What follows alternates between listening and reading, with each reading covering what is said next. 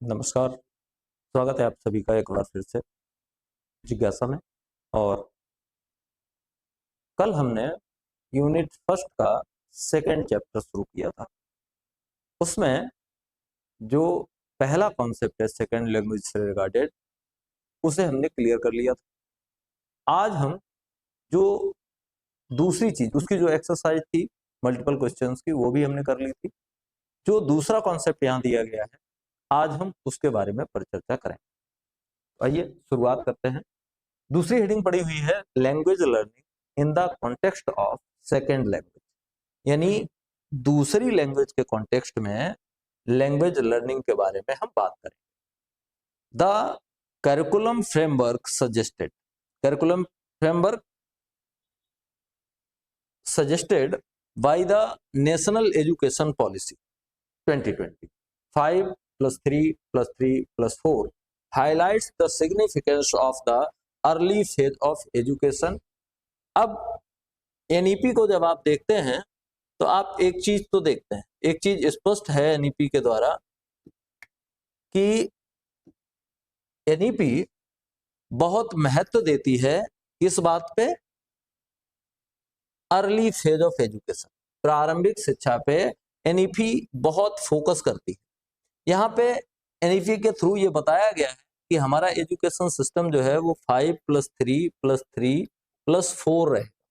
अब ये 5+3+3+4 क्या है, इस चीज को समझ लेना बड़ा जरूरी हो जाता है। इस चीज को हम पहले से ही क्लियर कर लें। ये जो पहले 5 वर्ष हैं, इनमें नर्सरी +1+2 इतने क्लासेस शामिल, यानी जो बाल बाटिका का कॉन्सेप्ट है, जो आंगनबाड़ी का कॉन्सेप्ट है, उसके 3 वर्ष हैं इसमें, और 2 वर्ष बिल्कुल फाउंडेशनल स्टेज के हैं, कक्षा 1 और 2 के। अगला ये जो 3 है, इसका मतलब हुआ 3 to 5, ये 3 वर्ष। अगला जो 3 है, ये है 6 to 8 का, और अगले जो 4 वर्ष हैं, ये 9 से 12। यानी कुल मिला के जो हमारा एजुकेशन सिस्टम है इस समय, वो 5+3+3+4 के फॉर्मेट में है। यानी पहले 5 वर्ष जिनमें 2 भाग हैं। पहला भाग है आंगनवाड़ी के थ्रू बाल बाटिका का, जिसमें 3 से 6 वर्ष तक का काल है, और 3 से 6 वर्ष के बच्चों को बिल्कुल फंडामेंटल चीजें सिखाई जाएंगी।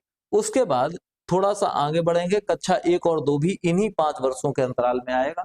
फिर उसके बाद कक्षा 3 से 5 तक ये 3 साल, फिर 6 से 8 तक ये 3 साल, और फिर 9 से 12 तक के ये 4 साल। ये पूरा प्रोग्राम है। There is a strong agreement that children need to establish a solid foundation during their formative years to thrive the subsequent stage। अब इसमें बताने का प्रयास ये किया गया है कि बच्चा जो है वो अपने फाउंडेशनल स्टेज में उसकी जो एबिलिटीज हैं उनको डेवलप कैसे करेगा, ये बताने का प्रयास किया गया है कि फाउंडेशनल स्टेज पे कैसे करके वो एबिलिटीज को डेवलप करेगा। These years are crucial for the enhancement of literary abilities and overall cognitive growth. और ये जो वर्ष हैं प्रारंभिक वाले, ये ओवरऑल ग्रोथ के लिए और specially cognitive abilities, literary abilities जो है उनके लिए बड़ा जरूरी होते हैं प्रारंभ के 5 वर्ष। अब जो फॉर्मूला अभी हम जिस पे बात कर रहे थे, उसे यहाँ पे दिखाया गया है। जरा उस फॉर्मूले को देख लो। कभी कभी तो उन वर्षों के नाम आपसे पूछे जा सकते हैं, जरा उन्हें समझ लीजिए कि कैसे करके 5+3+3+4 का फॉर्मूला क्रिएट किया गया है। ये है क्या? दरअसल 5 वाला ये दिया गया पहला प्रारंभिक, ये स्टेज 5 वाली है। यानी यहाँ ये 5, ये 3, ये 3 और ये 4। अब इनको नाम क्या क्या दिए गए? पहला जो 5 ईयर का प्लान है उसे हम बोलते हैं फाउंडेशनल स्टेज। ये फाउंडेशनल स्टेज है, यानी प्रारंभिक स्टेज है, और उस प्रारंभिक स्टेज को 2 भागों में बांट दिया गया है। पहला भाग है 3 इयर्स का। इसमें क्या क्या शामिल है? आंगनबाड़ी, प्री प्राइमरी स्कूल या बाल बाटिका, और ये 3 से 6 वर्ष के बच्चों के लिए होता है। पहली फाउंडेशनल स्टेज का फर्स्ट फेज ये है। फाउंडेशनल का फर्स्ट फेज, उसमें क्या है, 3 वर्ष का है। उसके बाद 2 वर्ष का है कक्षा 1 और 2 का, और ये दोनों मिलाकर के हम इसको बोलते हैं फाउंडेशनल स्टेज। अब यहां से आपका प्रश्न बन सकता है कि फाउंडेशनल स्टेज कितने वर्ष की होती है, तो फाउंडेशनल स्टेज है 5 वर्षों की, और ये 5 वर्ष कहां से कहां तक के हैं, 3 साल से लेकर के 8 वर्ष तक के बच्चे, 3 साल से लेकर के 8 वर्ष तक के बच्चे जो हैं वो फाउंडेशनल स्टेज के थ्रू आते हैं। फिर जो दूसरी स्टेज है उसमें 3 वर्ष का अंतराल है, 3 वर्ष का, और ये क्लास 3 से लेकर के 5 तक, और एज ग्रुप क्या रहेगा, 8 से लेकर के 11 वर्ष तक का। उसके बाद फिर 3 साल, कक्षा 6 से लेकर के 8 तक, 11 से लेकर के 14 वर्ष तक के बच्चे, और फिर 14 वर्ष से 18 वर्ष तक के बच्चे, ये अगले 4 साल में आते 9 से 12। तो नर्सरी से यानी आंगनबाड़ी से लेकर के कक्षा 2 तक का जो सफर है उसको बोलते हैं फाउंडेशनल स्टेज। जो दूसरा सफर है 3 साल से 8 साल से लेकर के 11 साल तक का, यानी कि 3 से लेकर कक्षा 5 तक का, इसको बोलते हैं प्रिपरेटरी स्टेज। फिर तीसरी जो स्टेज है 3 साल की कक्षा 6 से 8 तक की, इसको बोलते हैं मिडिल, और फिर अगली स्टेज को बोलते हैं सेकेंडरी स्टेज। जरा इस चीज को हम फिर से विधिवत प्रॉपरली देख लें। पहली जो स्टेज है उसको नाम दिया गया फाउंडेशनल स्टेज।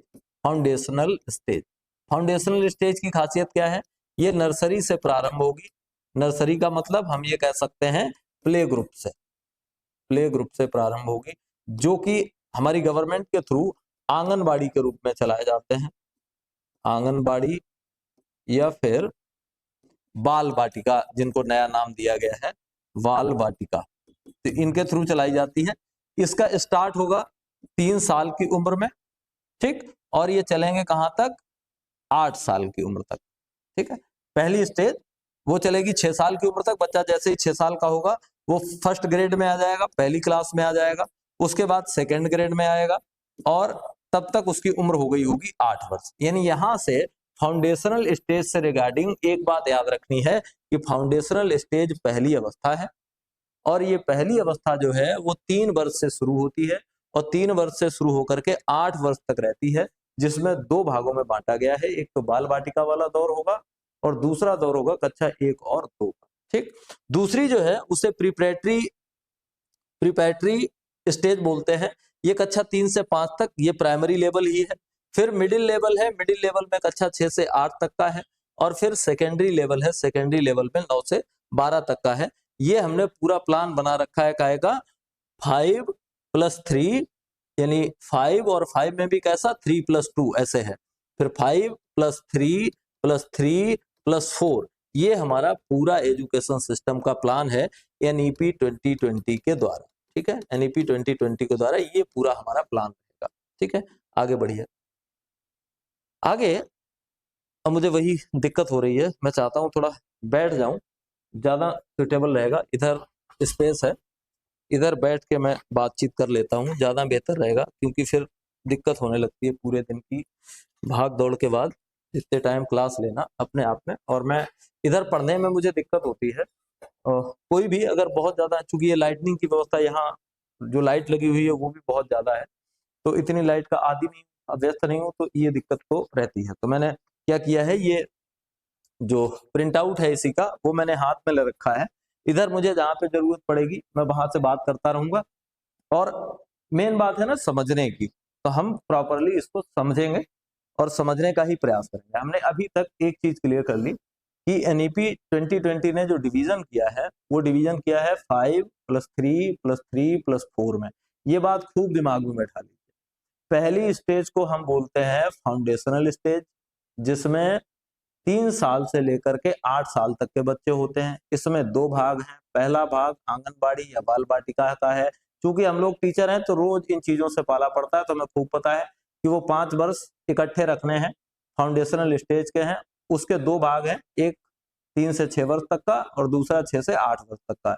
यानी बाल वाटिका में 3 साल पढ़ेगा, फिर कक्षा 1 और 2 पढ़ेगा। उसके बाद दूसरी स्टेज शुरू होती है जिसको हम प्रिपरेटरी स्टेज बोलते हैं। इसमें बच्चा 3 से कक्षा 5 तक पढ़ेगा। फिर तीसरी स्टेज शुरू होती है जिसको मिडिल बोलते हैं, जो हमारे जूनियर स्कूल्स होते हैं वहां। और फिर उसके बाद चौथी स्टेज शुरू होती है जिसको हम बोलते हैं सेकेंडरी स्टेज, वो कक्षा 9 से 12 तक की स्टेज है। इतना हमने क्लियर कर लिया। स्टेज के नाम एक बार फिर रिवाइज कर लेते हैं। फाउंडेशनल, प्रिपरेटरी, मिडिल और उसके बाद सेकेंडरी। 5, 3, 3 और 4। ठीक, अब आगे बढ़े। Early language learning highlights how children create meaning. जो प्रारंभिक लैंग्वेज की लर्निंग है, शुरुआती लैंग्वेज की लर्निंग है, वह इस बात को इंगित करती है या इस बात को हाईलाइट करती है कि बच्चे मीनिंग कैसे तैयार करते हैं। ये बड़ी महत्वपूर्ण बात है, इसको याद रखिएगा। ये आपके विकल्पी प्रश्नों का अंग हो सकती है, विकल्पी प्रश्न बन सकती है यहाँ से। Which help boost their creativity and supports the development of their appreciation for beauty and there values. बहुत महत्वपूर्ण बात कही गई है। यहाँ 2-3 चीजें हैं, उन पे मैं आपका ध्यान केंद्रित करवाना चाहूंगा। वो 2-3 चीजें बड़ी जरूरी हैं। पहली तो यहाँ एक शब्द दिया गया है क्रिएटिविटी, दूसरा दिया गया है डेवलपमेंट, ब्यूटी और वैल्यूज। ये कुछ शब्द हैं, इनको जरा समझ लो। दरअसल इनका उपयोग यहाँ क्यों किया गया। प्रारंभिक स्टेज पे जब बच्चा लैंग्वेज सीखता है तो उससे केवल ये लाभ नहीं होता है कि वह लैंग्वेज सीख रहा है। लैंग्वेज सीखने के अतिरिक्त वो लैंग्वेज सीखना उसकी क्रिएटिविटी को बढ़ाता है। वह सृजनात्मक कार्यों में लग जाता है, वह सृजन करना सीख जाता है, उसकी क्रिएटिविटी बढ़ती है और उसका डेवलपमेंट बढ़ता है। काहे का? एप्रिसिएशन का, यानी अभिमूल्यन का, for beauty and there values. और वो चीजों को एप्रिसिएट करना सीखता है, उनकी सुंदरता को, उनकी गुणवत्ता को समझना सीखता है। ये बच्चे के अंदर बड़ा परिवर्तन होता है। The cognitive and affective domains serve as the foundation for the language development process. यानी संवेगात्मक और प्रभावशाली ज्ञान क्षेत्र सेवा की तरह काम करता है, foundation for the language development process. यानी 2 चीजें होती हैं, बच्चे की कॉग्निटिव स्किल बढ़ती है जब, तो इस प्रोसेस में उसे लाभ ये होता है कि बच्चा लैंग्वेज डेवलपमेंट का एक फाउंडेशन तैयार कर लेता है, एक आधार तैयार कर लेता है, और उस आधार के सहारे फिर वो धीरे धीरे करके आगे बढ़ता है। In context that are appropriate, engaging and pertinent, children are inherently motivated to read, write, listen and interact। बहुत महत्वपूर्ण बात, इस पे हमने कल भी खूब चर्चा की थी। दरअसल बात यह है, यहाँ दिया गया है, in context that are age appropriate, engaging and pertinent, children are inherently motivated to read, write, listen and interact. Age के अकॉर्डिंग, मोटी भाषा में ये समझ लीजिए कि एज के अकॉर्डिंग बच्चा स्वयं ही इस बात के लिए मोटिवेट होता है कि वह भाषा को पढ़ना, लिखना, समझना, बोलना और उसके अनुसार इंटरेक्ट करना, यानी कार्य करना, बच्चा अपने आप सीखता है। ये नेचुरली एक प्रोसेस चलता है। इस पे हमने कल खूब बात की थी। लेकिन ये बात है कहाँ? ये बात मोस्टली आती है मदर टंग के रूप में। मदर टंग की लर्निंग की जब बात आती है तो ये बात आती है। लेकिन जब आप सेकेंड लैंग्वेज की बात करेंगे तो सेकेंड लैंग्वेज में क्या है, अगर हम सेकेंड लैंग्वेज को सिखाने का प्रोसेस भी मदर टंग की तरह रखेंगे तो सेकेंड लैंग्वेज भी बच्चा बड़ी आसानी के साथ सीख पाएगा। आगे देखिए, as learners advance through the grades, जैसे जैसे बच्चे ग्रेड्स में आगे बढ़ते चले जाते हैं, यानी कक्षाएं आगे बढ़ती चली जाती हैं, they increasingly grasp the complexity of text. तो वैसे वैसे वो किसी टेक्स्ट के कॉम्प्लेक्सिटी यानी उसके कठिनाई स्तर को और अच्छे से कवर करते चले जाते हैं। शुरुआत में हम छोटे स्तर से शुरू करते हैं और धीरे धीरे उनको कॉम्प्लेक्स बनाते चले जाते हैं, और बच्चा जैसे जैसे उसकी ग्रेड्स बढ़ती हैं, उसकी समझदारी बढ़ती है, वह उन चीजों को और आसानी के साथ समझता और सीखता हुआ आगे बढ़ता है। आगे दिया गया है, and the contextual application of grammar, और धीरे धीरे वह ग्रामर के एप्लीकेशन को भी सीखने लगता है। अब मैं पूरी चीज को थोड़ा और देख लीजिए, मैं पूरी चीज को आसानी के साथ समराइज कर देता हूं। Children develop an understanding of language nuances through increased participation in listening, speaking, reading and writing, यानी एक्टिविटी। बच्चा फिर क्या करता है, अपनी समझदारी की स्किल को डेवलप करता है। कैसे? लैंग्वेज की बारीकियां सीखने से। और तब जब वो पार्टिसिपेट करता है काहे में, लिसनिंग में, स्पीकिंग में, रीडिंग में, राइटिंग में और इनकी कोई भी एक्टिविटीज होती है उनमें। कुल मिलाकर के इस पूरे में जितना अभी तक हम पढ़ चुके हैं उसका निचोड़ समझ लीजिए कि असल में कहने का प्रयास क्या किया गया है। इनकी भाषा थोड़ी लेंदी है और लेंदी भाषा होने पे बात ये होती है कि कभी कभी वो पूरी बात हमारे दिमाग में पहुंचती नहीं है। अब मैं इसीलिए बैठा हूं कि वो पूरी बात आप तक बिल्कुल सरल शब्दों में पहुंचाई। तो सरल शब्दों में ऐसे समझिए इस पूरी कहानी को। कहने का मतलब ये है कि जैसे करके बच्चा अपनी मदर टंग सीखता है, मदर टंग सीखने का नेचुरल वे होता है, वो सबसे पहले उसको समझना सीखता है, बोलना सीखता है, अपने आप सीखता है नेचुरल वे में, कोई उसको सिखा नहीं रहा होता है, वो अपने आप सीख रहा होता है धीरे धीरे। अगर हम सेकेंड लैंग्वेज को भी अर्ली स्टेज पे कम उम्र पे ही उसके साथ ओरली डाल, यानी सेकेंड लैंग्वेज में भी उससे बातचीत की जाए, अब घरेलू परिवेश में तो नहीं हो सकती है लेकिन विद्यालय परिवेश में अवश्य हो सकती है, तो अगर उस लैंग्वेज में उससे प्रारंभ में ही बात की जाए और उसको उसका ग्रामर ना सिखाया जाए, केवल बातचीत की जाए, वो वर्ड फॉर्मेशन सीख ले, उसके बाद सेंटेंस फॉर्मेशन सीख ले, उनको कैसे आगे पीछे करके लगाना है शब्दों को, ये बात सीख ले, यानी उनकी फ्रेमिंग सीख ले। अगर वो इतना सीख जाता है तो धीरे धीरे करके हमें सेकेंड लैंग्वेज के रूल्स उसको सिखाने चाहिए, जो ग्रामेटिकल रूल्स हैं वो सिखाने चाहिए, एक्टिविटीज करवाई जाती रहनी चाहिए। और वो एक्टिविटीज किस पे आधारित हो? सुनने पे, बोलने पे, पढ़ने पे और लिखने पे आधारित। बच्चा इनमें पार्टिसिपेट करता रहेगा तो उसके ऊपर एक एक्स्ट्रा बर्डन नहीं आएगा कि वह एक नई लैंग्वेज सीख रहा है, और अगर एक्स्ट्रा बर्डन नहीं आएगा तो सीधी सी बात है कि वह बेहतर सीखेगा। बस इतना कुल मिला के कहने का उद्देश्य था इस पूरे पैराग्राफ का, जितना हम अभी तक पढ़ चुके हैं। इस पूरे पैराग्राफ में बस इतनी बात समझाने का प्रयास किया गया था। अब आगे देखिए, language acquisition is the process by which individuals develop abilities, यानी भाषा का अधिग्रहण,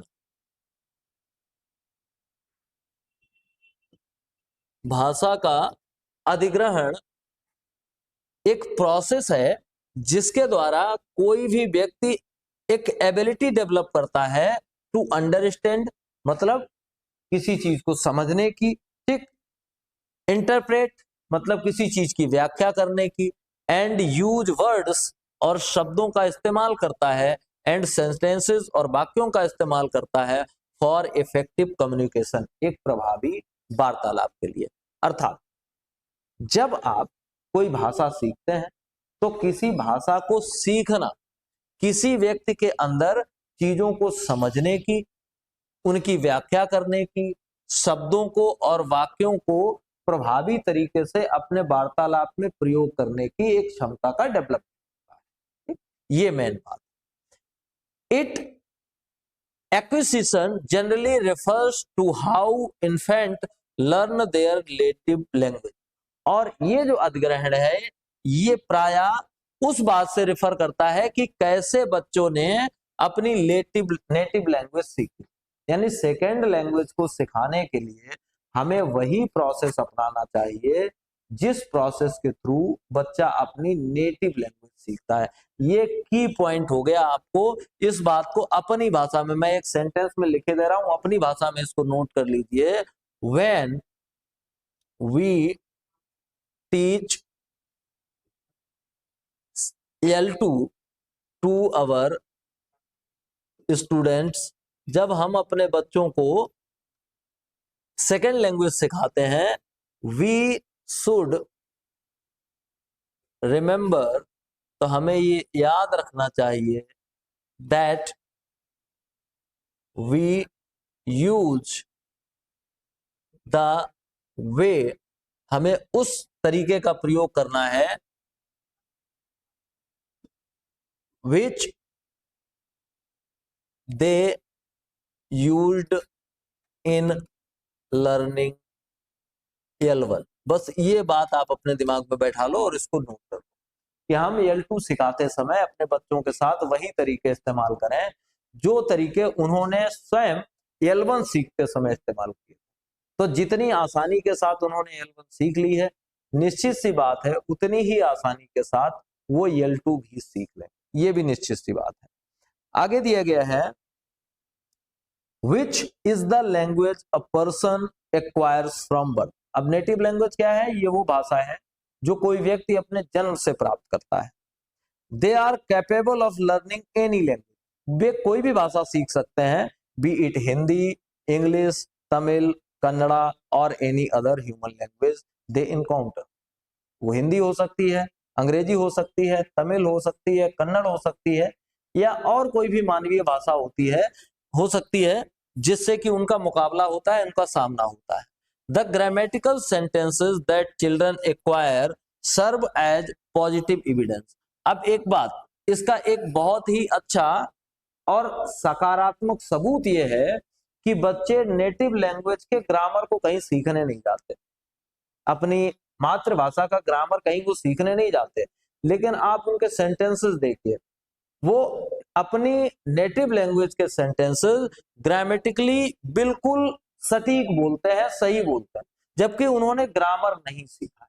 अब एक बात और की पॉइंट के हिसाब से नोट कर लो कि सेकेंड लैंग्वेज सिखाते समय पहली चीज ग्रामर नहीं है।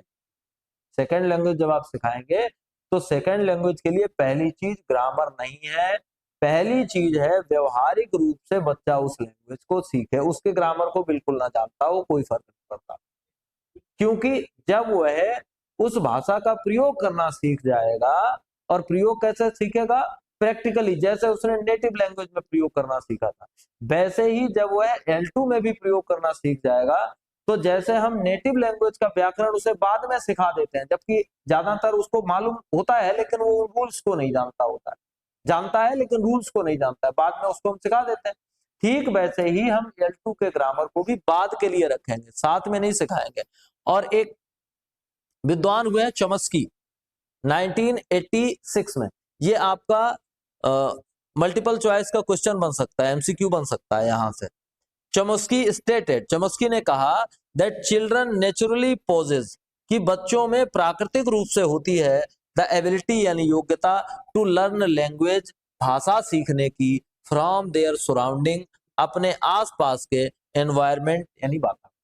बहुत महत्वपूर्ण बात चॉम्स्की ने कही है, इस बात को मैं अंडरलाइन करे दे रहा हूं और ये आपके लिए भी बड़ी महत्वपूर्ण है। चॉम्स्की ने क्या कहा? चॉम्स्की ने कहा कि कोई भी बच्चा है उसमें प्राकृतिक रूप से यह क्षमता होती है कि वो भाषा सीख ले, और जब प्राकृतिक रूप से क्षमता है तो फिर टीचर को उस पर प्रेशर नहीं डालना चाहिए, बल्कि एटमॉस्फेयर से वो सीखता है, अपने आसपास के एनवायरमेंट से सीखता है। तो प्रयास ये करना चाहिए कि उसको इस तरह का एनवायरमेंट दे दिया जाए जिससे कि वो भाषा को सीख ले, यानी उसे एक लैंग्वेज रिच एनवायरमेंट अगर प्रदान कर दिया जाएगा तो बच्चा निश्चित ही बिना किसी फोर्स के नेचुरली लैंग्वेज को सीख जाएगा। महत्वपूर्ण बात ये है, ठीक है। वन एग्जाम्पल ऑफ, अब इसका एग्जाम्पल भी दिया गया है, देखो, one example of this is a 3-year-old child using their mother tongue to construct complex sentence with proper grammatical accuracy. Example है पापा ऑफिस, मॉम वाटर हॉट। अब इसका एग्जाम्पल यह है कि 3 वर्ष का बच्चा बहुत हद तक अपनी नेटिव लैंग्वेज के जो सेंटेंसेस बोलता है वो ग्रामर के आधार पे सही बोलता है। तो चॉम्स्की की बात और प्रूव हो जाती है कि भाई जब 3 वर्ष का बच्चा, जिसको ये पता नहीं कि ग्रामर क्या है, वो बच्चा ग्रामर के आधार पे सही सेंटेंसेस बोल लेता है, उसने वो सेंटेंसेस कहां से सीखे? उन सेंटेंसेस की फ्रेमिंग कहां से सीखी? उसने वो सेंटेंसेस और उन सेंटेंसेस की फ्रेमिंग सब अपने आसपास के एनवायरनमेंट से सीखी है, क्योंकि उसके आसपास का एनवायरनमेंट उसको वह सब सीखने के लिए अलाउ करता है। ऐसा एटमॉस्फेयर उसके आसपास क्रिएट किया गया है कि वह अपने आप उन चीजों को सीख लेगा, उसको अलग से सिखाने की आवश्यकता नहीं पड़ेगी, ठीक है। अब आगे दिया गया है, children acquire language skill even without consistent grammatical correction from adults. बच्चे क्या करते हैं?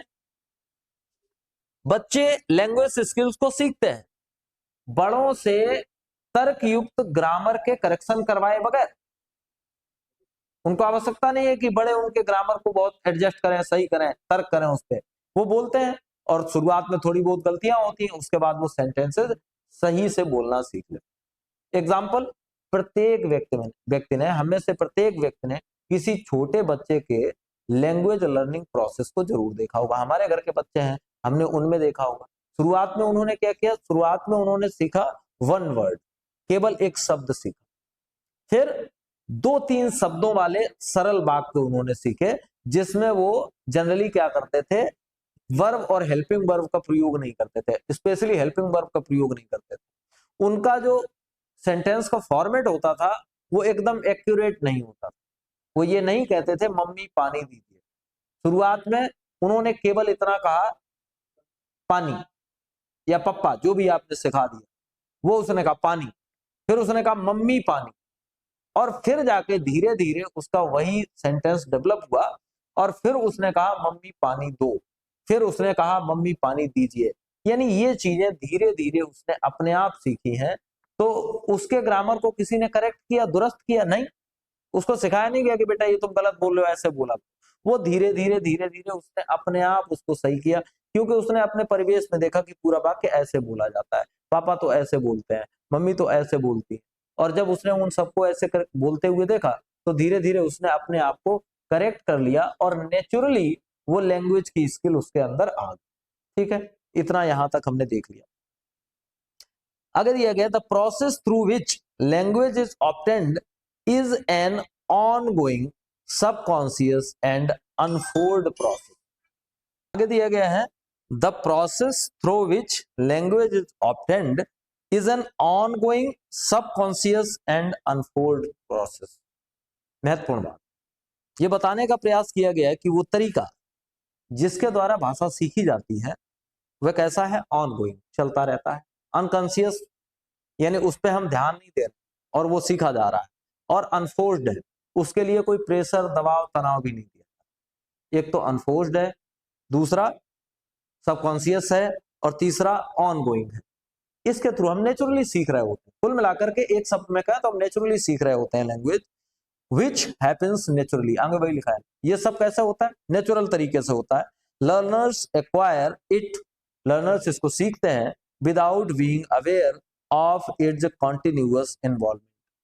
हमें पता भी नहीं लगता, लर्नर को ये पता भी नहीं लगता कि वो लगातार उसको सीख रहा है, लेकिन वह लगातार सीख रहा होता है। तो ये एक नेचुरल प्रोसेस है। कुल मिलाकर इतनी सारी वार्तालाप का एक लाइन में निचोड़ ये है कि जिस तरह से बच्चा अपनी L1 सीखता है, L1 कहां से सीख रहा है, अपने सराउंडिंग एनवायरनमेंट से, ठीक उसी तरह से हमें यह प्रयास करना चाहिए कि हम L2 के लिए उसके आसपास, उसकी सराउंडिंग्स में वैसा ही एनवायरनमेंट क्रिएट कर दें। तो जितनी आसानी के साथ बिना फोर्स के वह L1 सीख जाता है, उतनी ही आसानी के साथ बिना फोर्स के वह L2 सीख जाएगा। ठीक, इतनी महत्वपूर्ण बात है। पूरा जितना हम पढ़ चुके हैं उसका निचोड़ इतना है कि L2 सिखाने के लिए वही प्रक्रिया होनी चाहिए जो प्रक्रिया L1 के लिए होती है। L1 के लिए हम मैन्युअली कुछ नहीं करते हैं, L2 के लिए हमें मैन्युअली एक एनवायरनमेंट क्रिएट करना पड़ेगा, ठीक वैसा ही जैसा L1 के लिए ऑटोमेटिक उसको मिलता है। बस इतनी सी बात आपको ध्यान रखनी है। Providing multilingual language education allows children to explore diverse prospectives. Multilingual education अगर किसी बच्चे को दी जाए तो उस बच्चे को उचित संभावनाएं बढ़ाने का मौका मिलता है, संभावनाएं बढ़ने का मौका मिलता है, and to be involved with the organised body of knowledge. और फिर वह लग जाता है ज्ञान की, जानकारियों की एक ऑर्गेनाइज्ड पद्धति में, दैट डिफरेंट लैंग्वेजेस प्रोवाइड, जो कि उसे भिन्न भिन्न भाषाएं प्रदान करती। कुल मिलाकर के कहने का मतलब यह है कि अगर कोई ऐसा बच्चा है जो मल्टीलिंगुअल है, उसको कई भाषाएं सिखाई जा रही हैं, तो उसके लिए ज्ञान अर्जन के चांसेस एक भाषा वाले बच्चे की अपेक्षा ज्यादा रहेंगे, क्योंकि उसे एक पूरा बढ़िया सा स्ट्रक्चर मिल जाता है नॉलेज का, जो अलग अलग भाषाओं में है वो उसे मिल जाता है। तो उसका ज्ञान अर्जन का की जो स्थिति है वो ज्यादा बेहतर रहेगी। Body of knowledge that different language provide. ठीक है, आगे देखिए, सच एक्सपोजर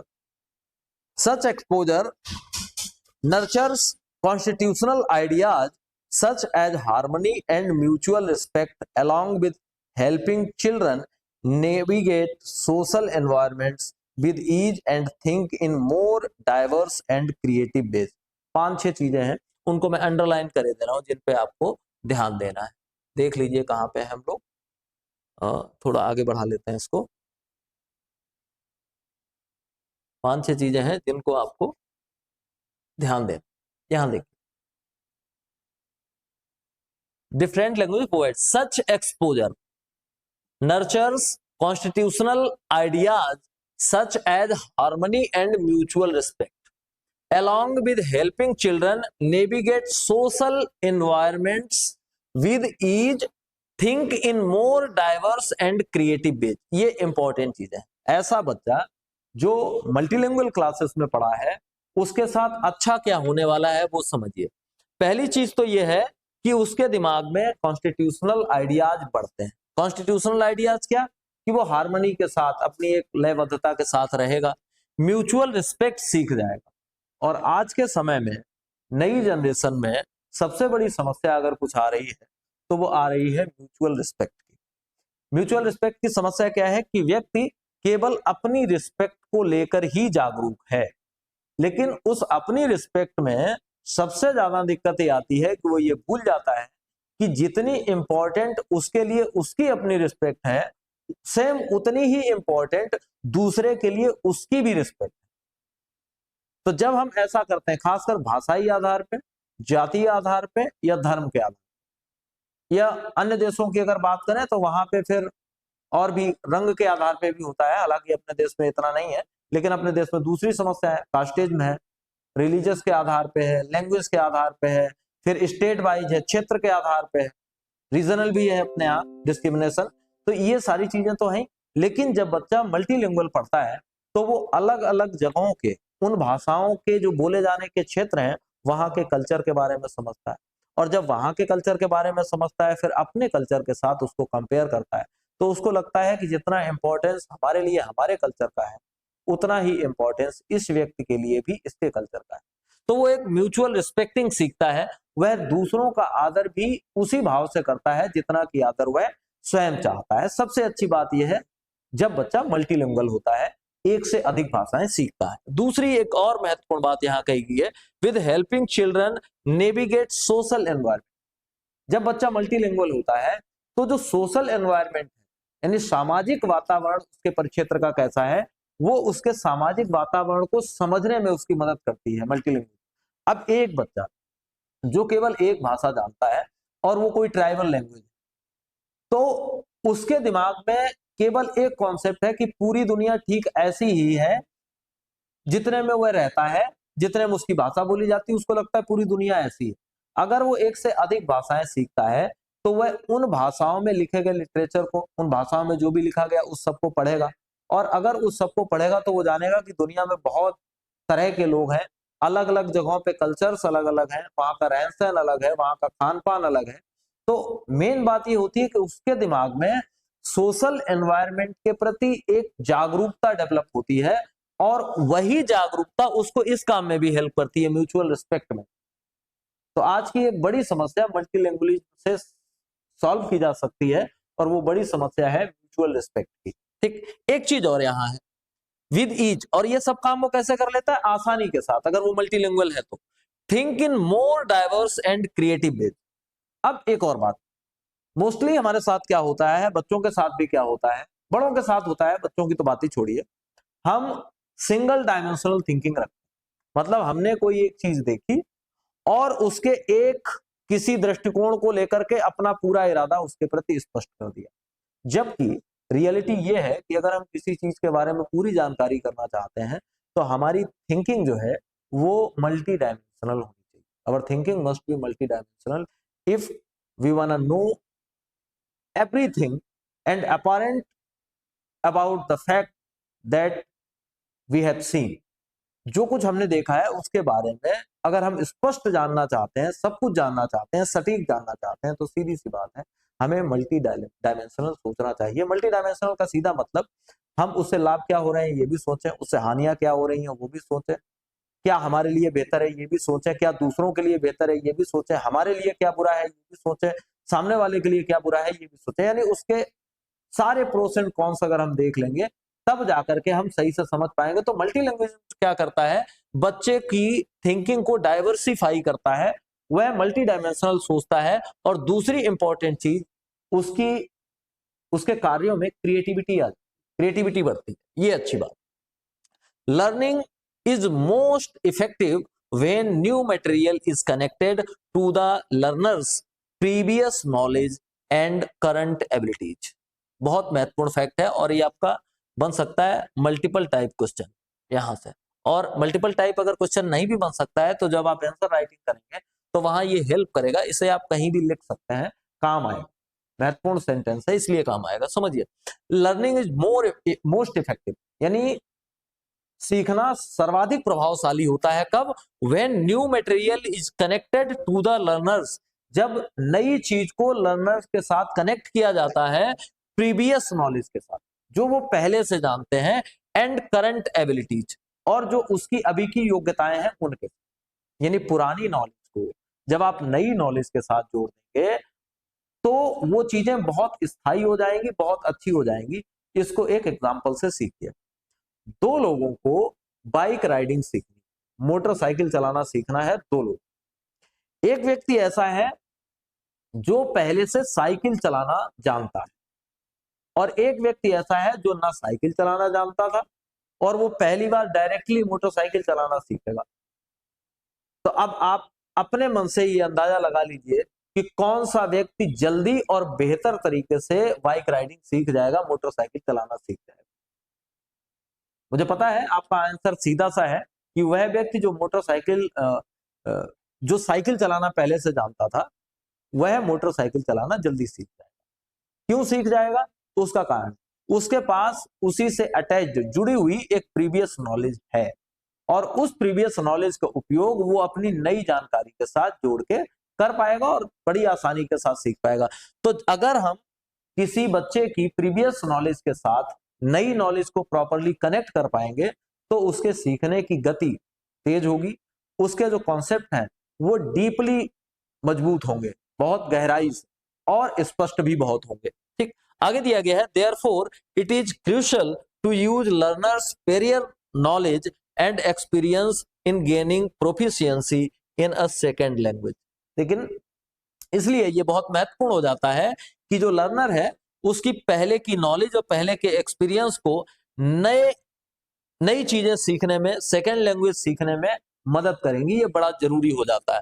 अब पीछे से फिर वही बात आ जाती है जिस पे हम पीछे भी बात कर चुके हैं। बहुत जरूरी ये है कि हमारा way of learning second language must be natural.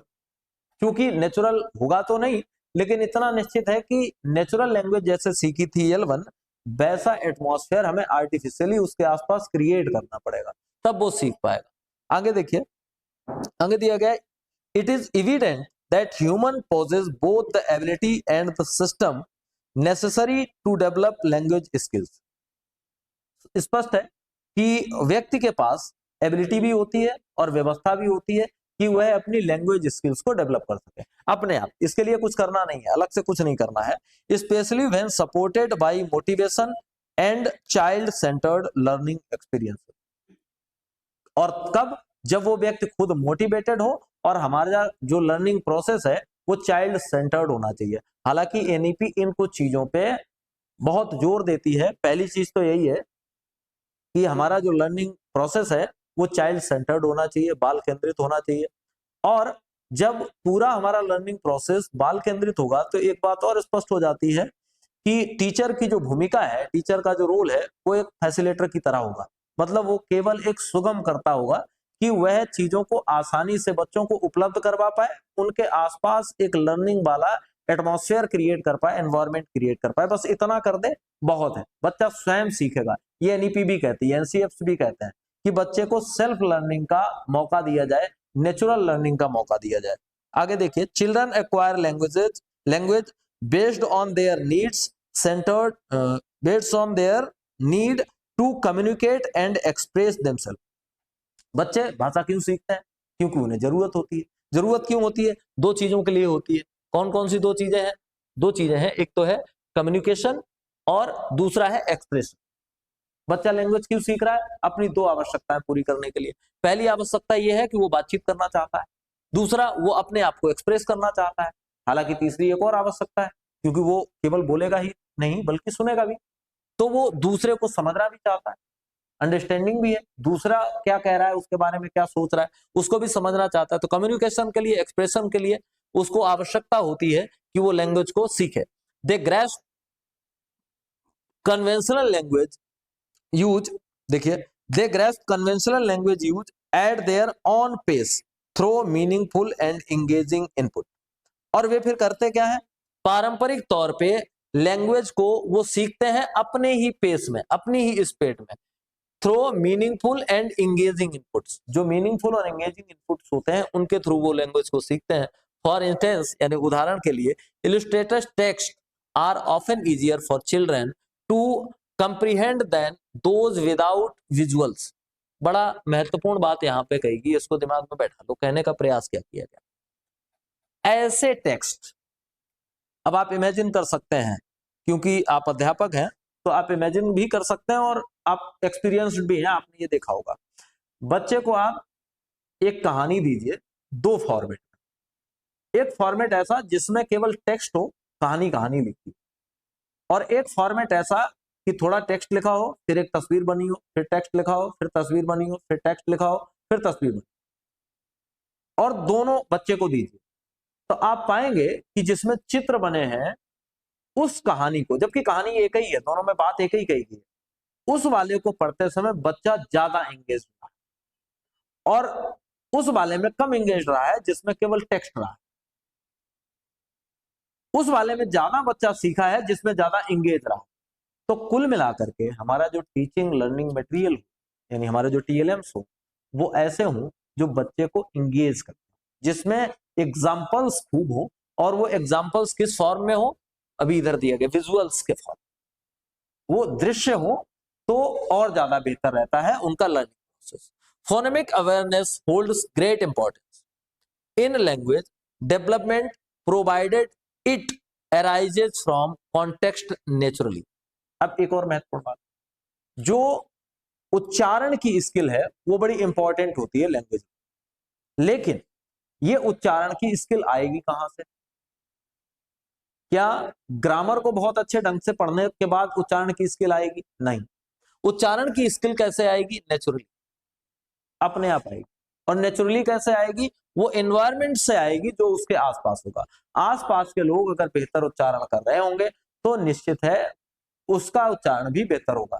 अगर उनका उच्चारण गलत है तो उसका उच्चारण भी गलत रहने की पूरी पूरी संभावना है।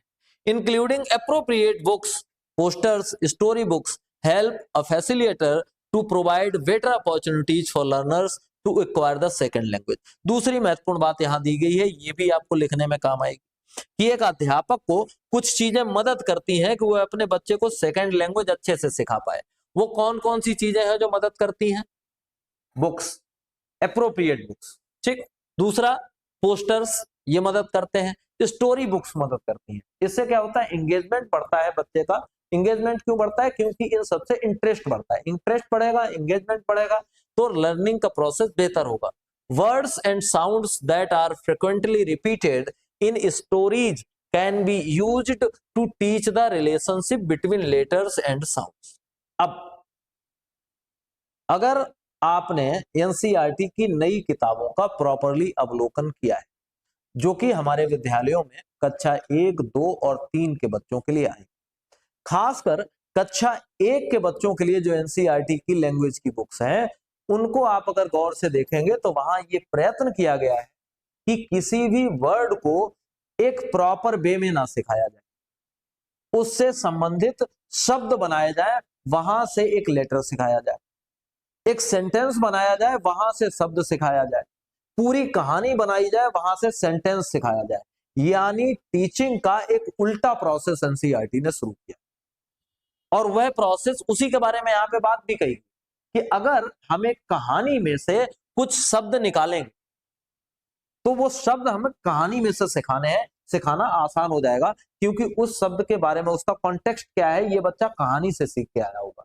तो उस शब्द को सीखना आसान हो जाएगा। और जब वो शब्द सीख जाएगा तब उस लेटर को सीखना आसान हो जाएगा, उस एक वर्ण को सीखना आसान हो जाएगा। वही यहाँ पे दिया गया है। तो words and sounds that are frequently repeated in stories, ऐसे शब्द और ऐसी ध्वनियां जो बार बार किसी कहानी में आती हैं, कैन बी यूज्ड, उनका उपयोग किया जा सकता है, टू टीच द रिलेशनशिप, संबंध दर्शाने के लिए, बताने के लिए, between letters and sound, sounds और लेटर्स के बीच में संबंध दर्शाने के लिए उसका उपयोग किया जा सकता है।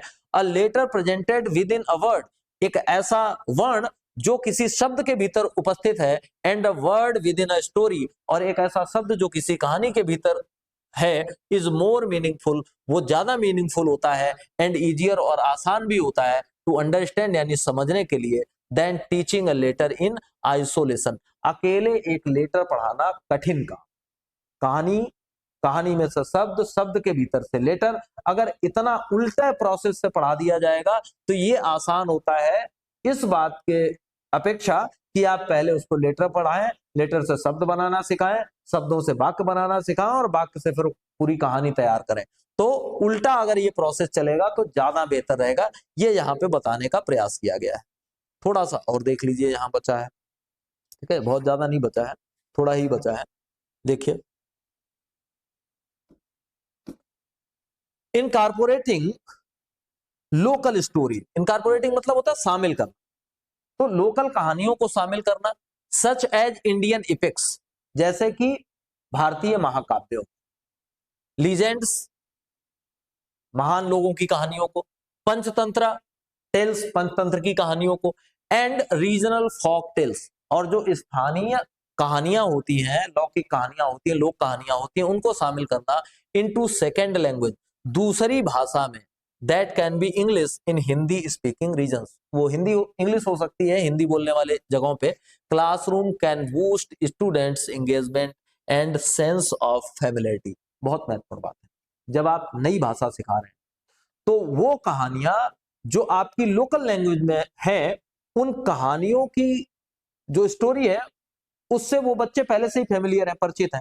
अब उसी कहानी को आपको दूसरी भाषा में सुनाना है, और जब आप दूसरी भाषा में सुनाएंगे तो बच्चे का जो एंगेजमेंट है वो उससे बढ़ेगा। एंगेजमेंट क्यों बढ़ेगा? क्योंकि वह फेमिलियर है, पंचतंत्र की कहानी बच्चे ने सुन रखी है, राम की कहानी, कृष्ण की कहानी, पुराणों से जो कहानी, सुदामा की कहानी, ये सब कहानियां बच्चों ने सुन रखी है।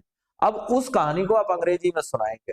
There was a person named Sudama, he was friend of lord Shri Krishna. अब आप ये बता रहे हैं, उसको सब पता है, बस आप शब्द बदल रहे हैं, दूसरी भाषा के शब्द, वो अपने आप को जुड़ा हुआ महसूस करेगा, फेमिलियर महसूस करेगा, फेमिलियर महसूस करेगा, एंगेजमेंट बढ़ेगा। और ये आप जानते हैं कि लर्निंग में एंगेजमेंट बहुत मायने रखता है। एंगेजमेंट जितना बेहतर होगा, लर्निंग का जो रिजल्ट है, आउटपुट है, वो उतना ही बेहतर होगा। तो यहाँ पे यही बताने का प्रयास किया गया है। Additionally, using multilingual materials that include students' mother tongue can improve their understanding and build confidence. अब दूसरी चीज, मल्टीलैंग्वेज इंस्ट्रूमेंट्स का आप यूज कर सकते हैं, मल्टीलैंग्वेज मटेरियल्स का यूज कर सकते हैं। पीछे की क्लासेस में हम बात भी कर चुके हैं, जैसे हमें उन्हें सेब के बारे में बताना है तो उसे सेब भी बताओ और एप्पल भी बताओ, दोनों चीजें एक साथ बता दो। जब दोनों चीजें एक साथ बताएंगे तो सेब कहने से वह आपसे कनेक्ट है।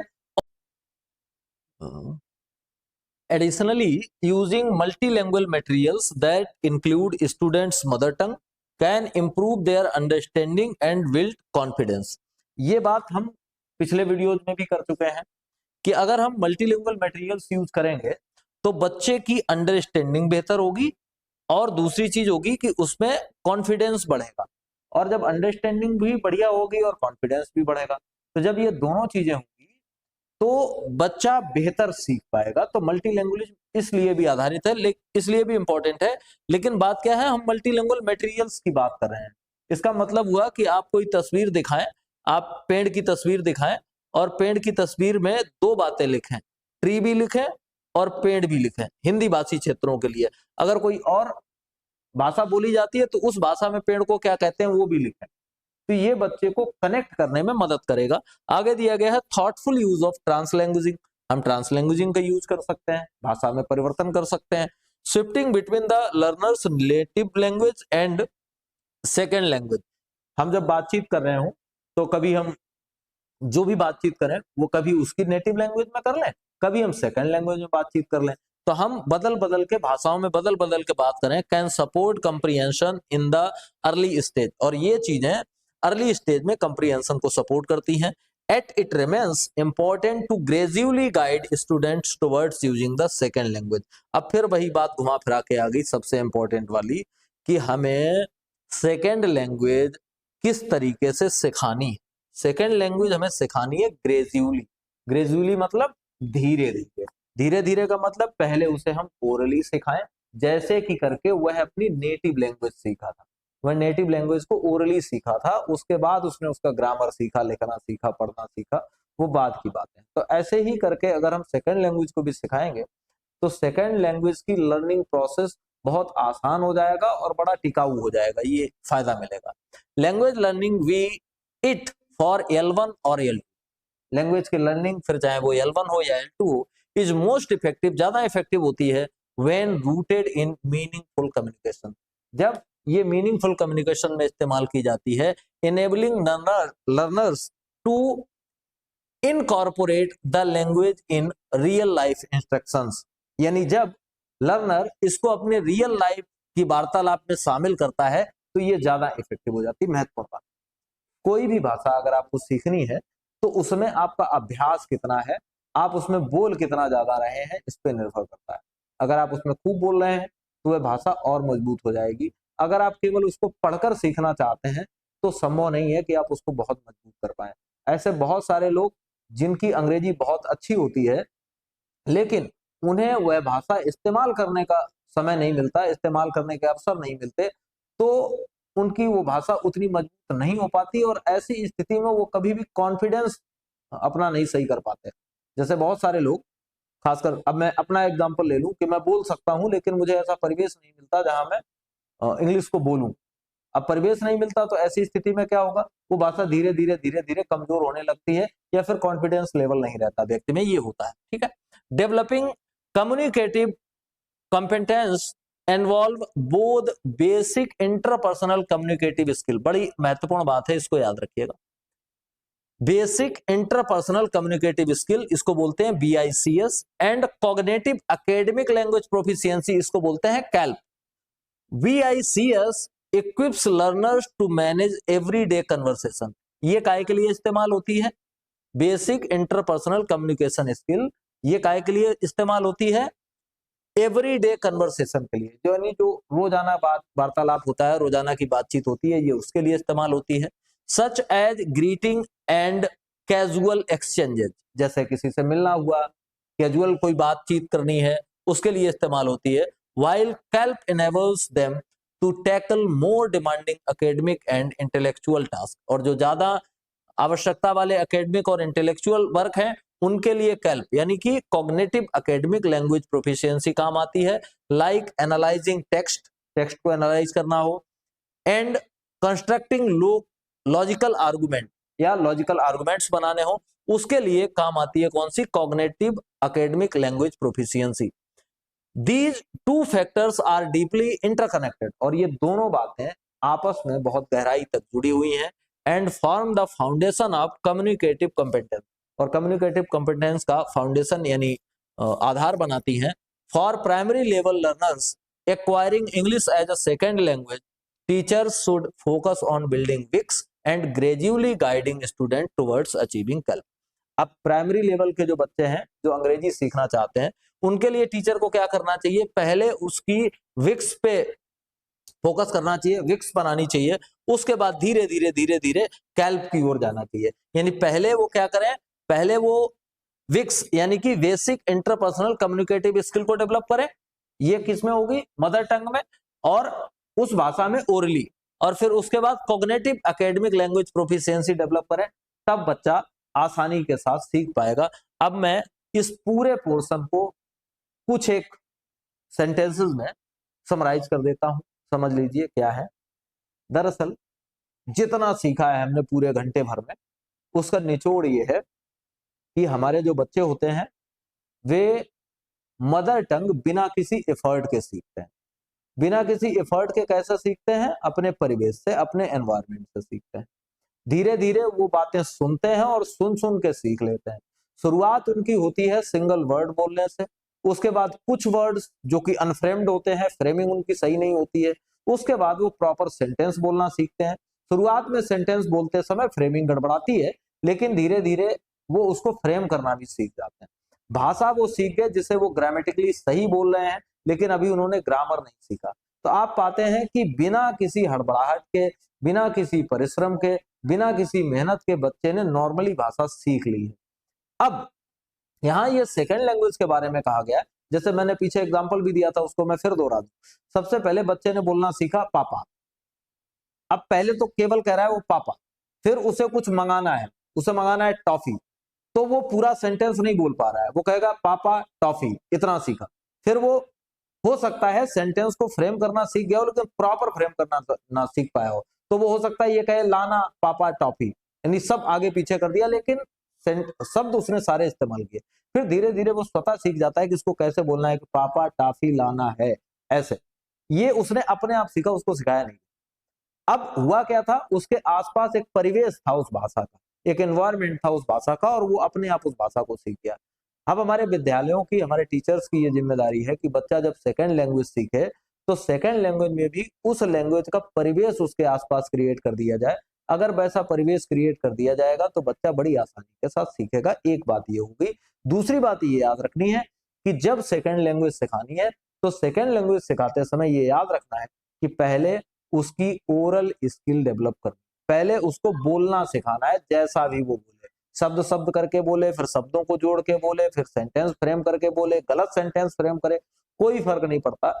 उसे पहले ओरल सिखाना है। जब वह पर्याप्त ओरली सीख जाए उसके बाद उसे राइटिंग का वर्क देना है, उससे पहले राइटिंग पे फोकस नहीं करना है। कुल मिला के इतना सब जो भी हमने पढ़ा है उसका आधार ये है कि नेचुरल वे में जैसे बच्चा L1 सीखता है वैसे ही बच्चे को L2 भी सिखाई जानी चाहिए। अब कुछ प्रश्न है, उन प्रश्नों को भी हम हल कर लेते हैं और आज का हमारा जो क्लास है वो पूरा हो जाएगा। पहली बात यहाँ कहेगी कि बेसिक इंटरपर्सनल कम्युनिकेटिव स्किल, जिसकी अभी हम बात कर रहे थे, विक्स हेल्प लर्नर्स। विक्स जो है वो लर्नर्स की हेल्प करता है काय में, पैराग्राफ राइट करने में, लिखने में, इन एवरीडे कन्वर्सेशन रोजाना की बातचीत करने में, इन मैथमेटिक्स मैथ में, इन रीडिंग पढ़ने में। तो हम अभी अभी क्लियर करके आए हैं कि एवरीडे कन्वर्सेशन में इसका प्रयोग होता है। फिर कॉग्निटिव एकेडमिक लैंग्वेज प्रोफिशिएंसी यानी कैल्प इज रिलेटेड टू, इसका रिलेशन किससे है? रोड मेमोराइजेशन से, अटेंडेंस से, एकेडमिक एंड इंटेलेक्चुअल टास्क से, नन ऑफ द अबव। अभी पढ़ के आए हैं कि एकेडमिक और इंटेलेक्चुअल टास्क में कैल्प का इस्तेमाल होता है। आगे कुछ और एग्जांपल्स हैं, कुछ और प्रश्न है, 2-3 और हैं, देख लो। For better acquisition of second language a teacher या फैसिलिटेटर मस्ट इंक्लूड, यानी सेकेंड लैंग्वेज की स्टडी में बेहतर करने के लिए टीचर या फैसिलिटेटर को क्या करना चाहिए? एप्रोप्रिएट बुक्स का इस्तेमाल करना चाहिए, रिलेवेंट पोस्टर्स का इस्तेमाल करना चाहिए, एज एप्रोप्रिएट स्टोरी बुक्स का इस्तेमाल करना चाहिए, ऑल ऑफ द अबव। सही बात है, डी वाला विकल्प सही होगा। एप्रोप्रिएट बुक्स भी होनी चाहिए, रिलेवेंट पोस्टर्स भी होने चाहिए। रिलेवेंट पोस्टर्स के बारे में बात कर चुका हूं कि एक ऐसी किताब जिसमें केवल कहानी हो और एक ऐसी किताब जिसमें चित्र कहानी हो, तो बच्चा ज्यादा इंगेज होगा चित्र कहानी वाली किताब से, तो पोस्टर्स की भी आवश्यकता है। एज एप्रोप्रिएट स्टोरी बुक्स है। अब कक्षा 2 के बच्चे को मुंशी प्रेमचंद की कहानी अगर आप पढ़ा देंगे तो उसको कुछ पल्ले नहीं पड़ेगा, वो एंगेज नहीं कर पाएगा, उसको उसी के लेवल की कहानियां होनी चाहिए। तो ये भी इंपॉर्टेंट बात है। तो कुल मिलाकर के ये चारों ही विकल्प सही है। ठीक है, अगला देखिए। अच्छा, ये तो यहाँ बड़ा दूर दूर दिया गया, चलो देख लो। Knowledge of more than one language allows children to explore, एक से ज्यादा भाषा का ज्ञान बच्चों को एक्सप्लोर करने में मदद करता है। क्या? डाइवर्स प्रोस्पेक्टिव्स, अलग अलग प्रोस्पेक्टिव्स को। आगे क्या दिया गया है? क्लासरूम्स को, पीयर ग्रुप्स को, स्कूल्स को नहीं, इनका कोई मतलब ही नहीं है, वही विकल्प ए ही सही हो गया। तो कुल मिलाकर के हमने यहाँ पे जो क्वेश्चंस दिए गए थे वो भी कर लिए। अब हम 2.4 पे पहुंच गए हैं और 2.4 में बताया गया है advantage of learning second language. तो बड़ी महत्वपूर्ण बात है कि भाई अगर सेकेंड लैंग्वेज पढ़ोगे तो इसके एडवांटेज क्या है। तो हम इन एडवांटेज पे बात करेंगे अगले वीडियो में, और अगला वीडियो संभवतः इतना ही हो पाएगा, हम एडवांटेज की बात कर पाएंगे और एक टॉपिक 1 घंटा चला जाएगा। तो फिर हम मिलेंगे अगले वीडियो में एक बार फिर से, तब तक जुड़े रहिए जिज्ञासा के साथ। बहुत बहुत धन्यवाद आप सभी का, नमस्कार।